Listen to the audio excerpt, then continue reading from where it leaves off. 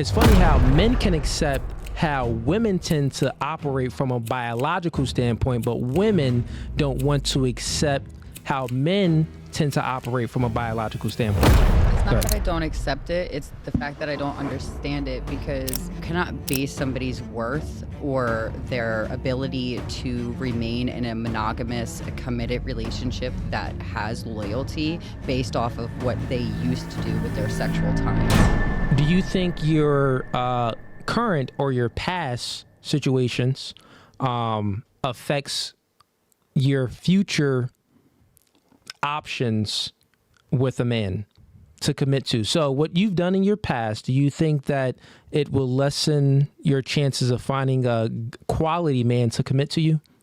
No, because my quality is not based off of the old sex work that I did or working on the pole.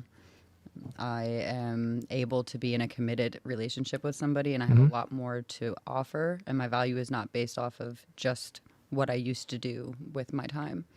Okay. Do you think that, okay, so you pretty much said that your value isn't based off of your past. No. Got it. Your value is based off of what you're currently doing and what you have plans to do in the future. Okay. Do you think that the man, let me ask you a question. What do you think a man looks for from a woman? Commitment, honesty, and genuinity. Honesty, genuinity. Okay. What do you think that a man looks for from a woman? I would say loyalty and good sex, unfortunately. Okay, loyalty and good sex. Would you say loyalty? Oh yeah, absolutely. Okay. That's commit. If you had to choose one thing, one of the biggest things that a man wouldn't want his woman to do, what would it, like he doesn't want his woman to do this, what would it be? Cheat on him. Cheat on him. What about you? Cheat on him. Okay, got it. So then, because I got to help you out a little bit by getting y'all to answer the questions. So the truth is that the woman's main agency to a man, what the man looks for from the woman is sexual fidelity, right? He looks for loyalty, for that vagina to only be his, right? So that means that a man is looking for a woman that doesn't have a crazy sexual past, right? It also means that just when it comes to sex, is not saying that just having sex with guys, but it hones in also with sexuality within itself. So it's like this. Men, we look for purity. Why you think that we want the woman clean, smelling good? You know, we prefer a low body count, right? Right. We look for a woman that doesn't have a past, like you said. So the reason why we look for a woman that doesn't have a past, if you peel back the layers, because we look for purity. We look for a pure woman. So that would mean that a woman's value in a man's eyes is based off of her past, since we look for purity. Which I find is actually a little bit absurd, just based off of the simple fact that when somebody starts having sexual intercourse, it could be at age 12, 13, 14, or whatever age, through their entire life, you're not going to expect them to only have that one first sexual experience of their time. So for them to even build on knowing what they enjoy as, you know, being a human themselves, but also pleasing their partner. What if their partner likes to have, you know, three-ways, or watch their partner have sexual intercourse with numerous other people? You cannot base somebody's worth or their ability to remain in a monogamous, committed relationship that has loyalty based off of what they used to do with their sexual time. Honestly. Let me give you the equal opposite equivalent, right? So a man looks for a woman. I know you said a lot there, but to a man, like all I heard was like no disrespect, but even the guys in the chat, like what we just heard was like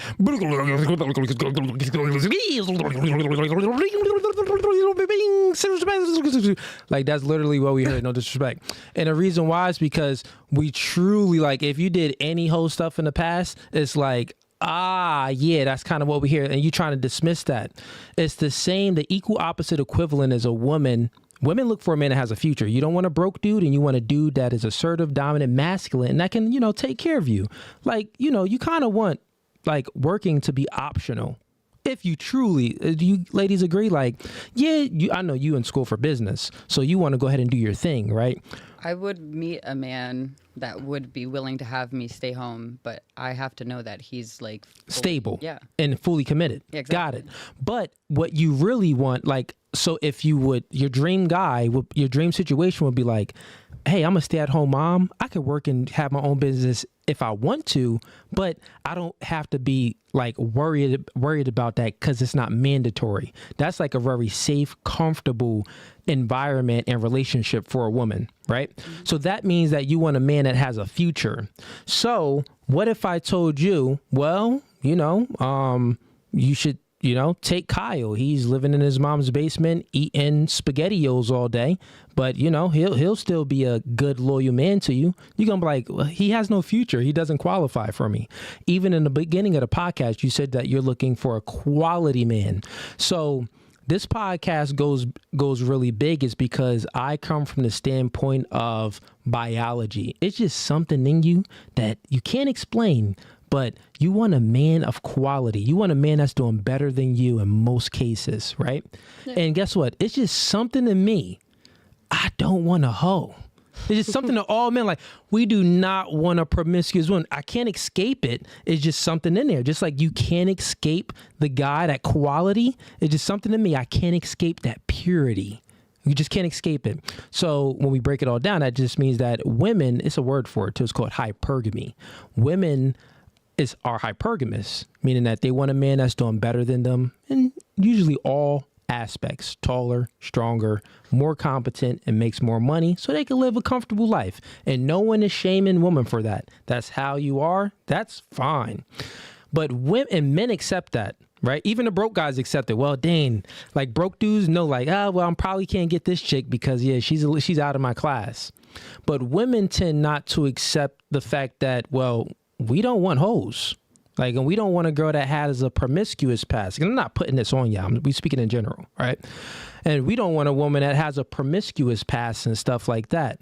So it's funny how men can accept how women tend to operate from a biological standpoint, but women don't want to accept how men tend to operate from a biological standpoint. It's not that I don't accept it. It's the fact that I don't understand it, because if you had a woman like myself, for instance, I am 31 years old. I'm in college. I have a full-time job. I have a kid, which shows like I can and possibly would be willing to have other kids. I am a sexual being, just as everybody else is, including men. Yep. So why would I be excluded to that really top tier man because he wants to have sex with an 18-year-old who had maybe one sexual partner previous, and that's because she's 18. Well, that's a far extreme. Did anything? No, it's not really a far extreme. It's what is most common these days, where the older man that is like in his 36 years old, 40 is looking for an 18-year-old because she has less sexual experience. It is an extreme because most men don't even have the ability to attract and get a woman with a low body count, or get a woman that came from a 2-parent household, or get a woman that is not on a pole, or get a woman that that doesn't have, any degenerate past. Most men don't have enough. Most men are not even attractive enough to have options to garner a girl like that. To say, you know what? I got so many options and I'm so attractive. I'm going to get a girl with a 0 body count that's 18 and so pure. Most men can't operate like that. So it is an extreme because literally, I mean, Dan Bilzerian, Andrew Tate, and the top tier guys, athletes, they still not even getting that, even though that's what they kind of would yearn for. They yearn for the most pure thing. So it is an extreme. Also, the other aspects about it is when it comes to a man, we're not just looking for age plays a factor, because age means that, well, it's a higher probability that have less experience. That's all it is we're talking about from a probability standpoint. But men if they have a whole lot of options, they still want other things. They still want a genuine good connection. They still want a girl that could follow their lead. They still want someone that's smart to a degree. We don't really care about competence like that, but we still want someone so we're not just going to pick the 18-year-old dummy that's a virgin. No. I mean, if this 18-year-old is, what I'm saying is you took it to the extreme, and it's not always that extreme. It's not always that extreme, but I would say this, even with what you said, it's still in our biology to operate like that, just like it's still in a woman's biology to find a guy that has experience. So a man that has experience and a man that's making 100K or more and a man that's assertive and dominant masculine that can lead you, a quality man, he's normally going to be older and older than you. So that's where you find that, right? And where do men, and you find that in age, in a higher age, because that's what you yearn for. That's what your biology is telling you. And men, our biology is telling us, well, the girl between 18 and 24 years old, well, it's a higher probability that she experienced less, and it's a higher probability that she'll be more submissive and be able to follow our lead because she wasn't molded and programmed by her ex that gave her trauma and her college and jobs and all this other traumas that molded her mind and programmed her. Because then it's like, that's more stuff that we got to deprogram from that woman. So like, for example, right? Guy, he got options. You 31 years old. And we take a girl that's 24 years old. You got kids, she got no kids. It's like, okay, you had some sex work, she had no sex work in the past. It's like, well, and y'all both attractive. Y'all both look the same. It's like, yeah, I'm going to go with her, the 24-year-old that experienced less. Just like you would take the guy, both look the same, but one is, he's making 250, he's making $250,000 a year. The other one is only making 50K. They both treat you the same and look the same, but you're going to be like, well, I'm going to go with security, the one that can provide me a better future, right? It's just what you're going to do, just like what the man's going to do. So it's like, I'm coming from a biology standpoint. Does that make sense? Or no? You still like, yeah. I mean, I get it, but like at the same time, I still. You think that it's not fair? No, it's not that it's not fair. It's just that it's stupid to me because women that have experience, just because they have more supposed body count, that means they have good experience to bring into the relationship in the bedroom with their partner. So why would it matter if they have less body count or more body count? The one with more body count would be able to give you more pleasurable experience than the woman that doesn't have any or less experience. I'll tell you something. I'm sorry, what'd you say your name was again? Devin Lynn. Devin Lynn. It's something about when a girl is sucking a man's dick and she don't know what she doing. It's the innocence of it. No, what I'm telling you is it's the innocence of it. The innocence of it is a lot more attractive than a girl that can take D. You're like, damn, how many dicks have you sucked? No, it's like, you could take the D. Like, how much D were you taking? It's no innocence there, right? Like, men want to be the portal to the woman's world. Well, how can I be your portal to the world if other niggas already poured it through you? It's like, god dang. So, like, yeah, like men, we just look for inexperience. Women look for experience. So I do know what you're saying. I get what I get what you're saying. You're saying that, well, a woman, and it's kind of confusing to you. So I'll give you that because men be lying to girls. So I know it's confusing. So I know you're thinking like, well, no, men should like a woman that has a lot of sexual experience. And from my experience, since I'm pretty good at what I do, you're thinking like, well, the guys that I've been with, they tend to like what I do based off of my experience. But men put girls in two categories, sex zone and relationship zone.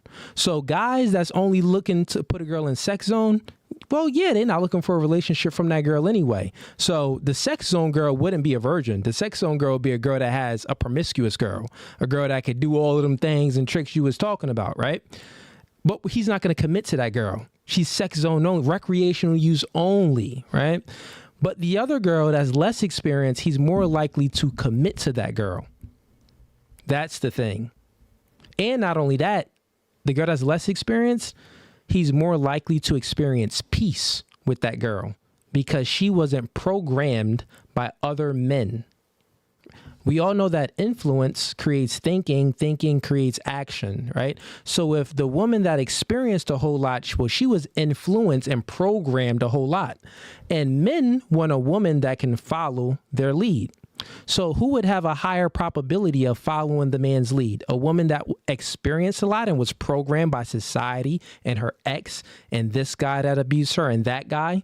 No, that woman is traumatized. This is going to be a lower likelihood that she'll be able to submit and follow a man's lead than the girl that's been less programmed and experienced less. She'll be more likely to get on that guy's program and just be like, yeah, daddy, this all you.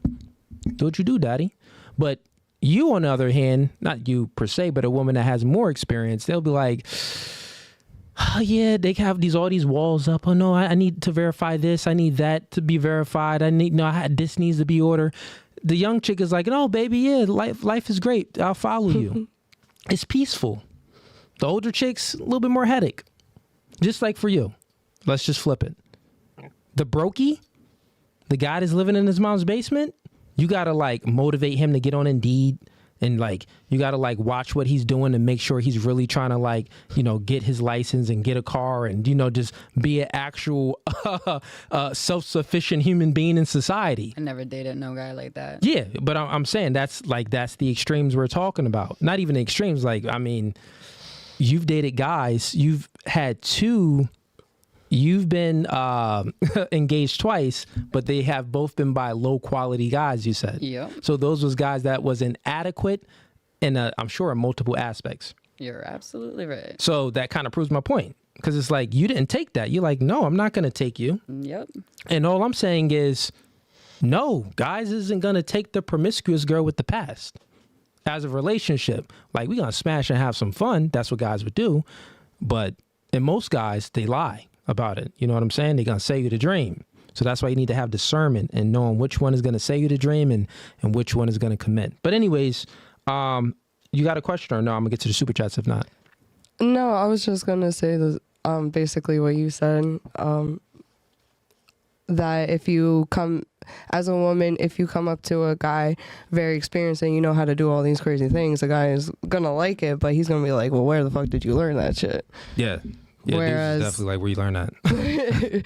Whereas if you come in and you're like, oh, can you do it this way? Can you do it that way? Then not only is he going to be like, okay, well, maybe you don't have a lot of experience, but then at that same time, he's molding you into doing certain things that he likes specifically. So you're literally like catering to the one person. Yeah. Yeah, like you're forming to the man. Like his specific likes. Yeah.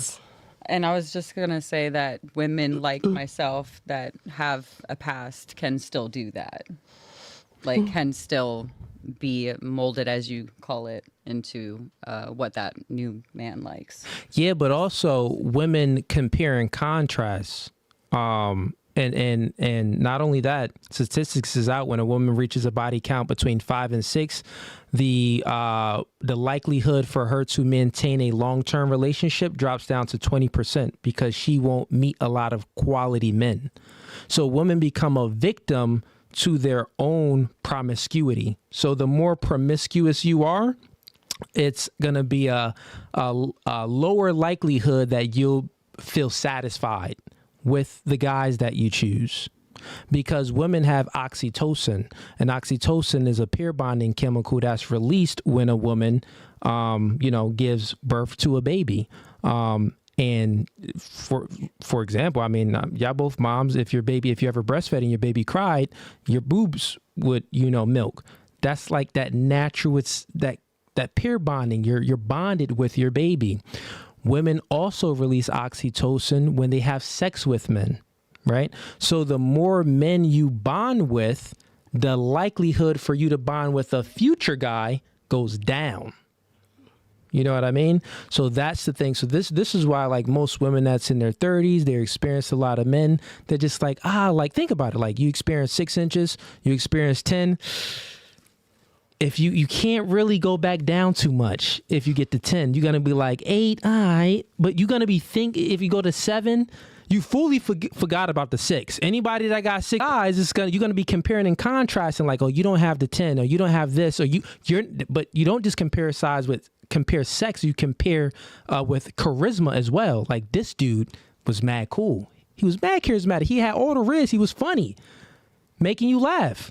You get with Byron, that nigga not making you laugh like that. Then you're going to be comparing him with Chad. Like, dang, Chad was funny. We'll be kicking and watching Netflix, but he's so charismatic. Like, the vibe that Chad created, Byron just can't create. So then it's like, you let Byron clap cheeks, but you're not really feeling Byron like that. So then you on to the next. Mm-hmm. So this is what I'm saying. Like, women become a victim to their own promiscuity.